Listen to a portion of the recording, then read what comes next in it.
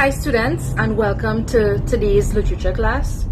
The poem that we're going to do today is the first poem, An African Thunderstorm.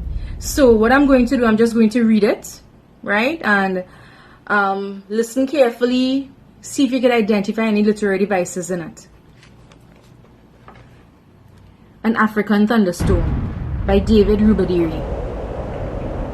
From the west, clouds come hurrying with the wind, turning sharply here and there, like a plague of locusts, whirling, tossing up things on its tail, like a madman chasing nothing.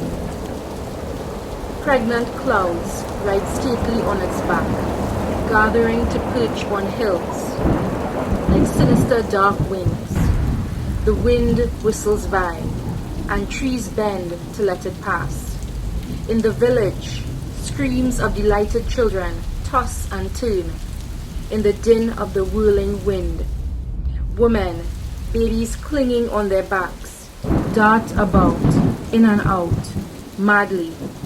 The wind whirls by, whilst trees bend to let it pass. Clothes wave like tattered flags, flying off to expose dangling breasts, as jagged, blinding flashes rumble, tremble, and crack amidst the smell of fired smoke and the pelting march of the storm. Thanks for listening.